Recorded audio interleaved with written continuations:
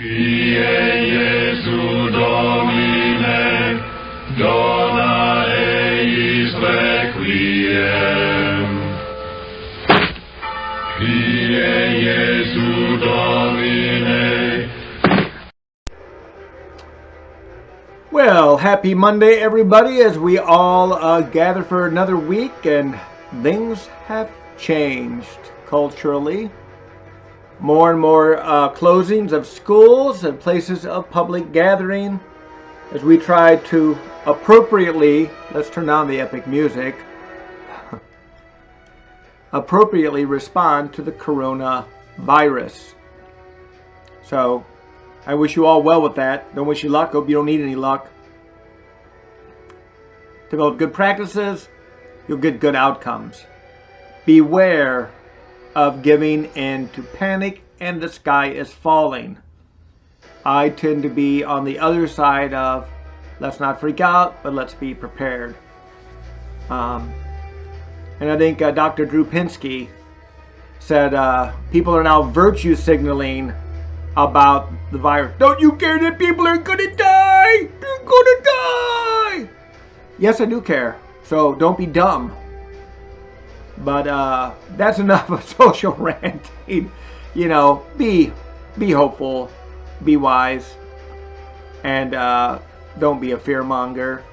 We already got enough of them that make millions of dollars for networks. We need to be mindful and prepared. So let's talk about being unafraid. Who is most unafraid? Jesus Christ is most unafraid. No one more courageous than Jesus Christ. He is not a pushover.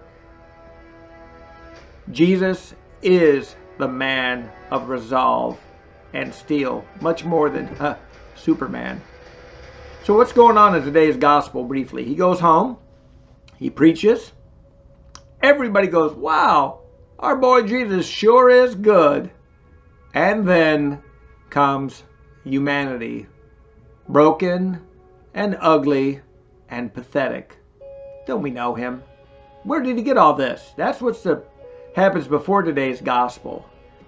They show momentary amazement, but long-term dismissal. We know who he is. Who does he think he is? He's been 30 years doing none of this stuff. We knew him for 30 years. You're telling me in the last 3 months he worked miracles? We never worked miracles here the last 30 years. So the home crowd dismisses Jesus. And rather than leaving town like, oh, they don't respect me or they don't like me, he calls them out and says, you know, no prophet is accepted in his own place. And then he gives them two examples of the widow and of Naaman the Syrian, where God did not act on the behalf of the chosen people and instead favored unbelievers. And they get the message.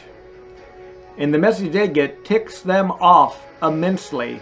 They are angry and they rise up against him. So you can imagine this crowd yelling at him, threatening him, pushing him out of the synagogue, through the streets. We've seen this on TV or YouTube, social media, what mobs are scary. And these are people who know Jesus. And they push and harass him all the way to a place to kill him, to a cliffside where they intend to throw him off. And then just to show that he's the master of his destiny at all times and always in compliance with the Father, he walks through their midst unharmed, and I'm sure they're puzzling, how did he disappear?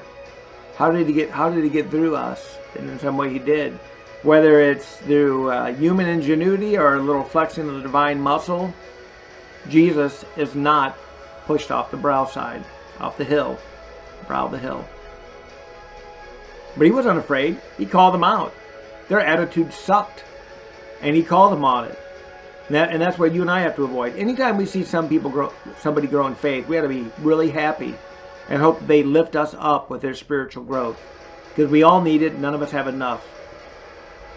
And so when a family member or a friend gets their spiritual act together, gets excited about Jesus Christ, gets excited about Catholicism or Christianity, praise God.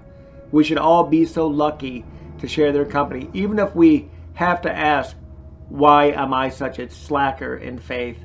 You don't have to be one. You don't have to settle for less. You can give yourself more wholeheartedly to God, because that's what Jesus does, and that's what he wants you and I to do. Unafraid, full of courage.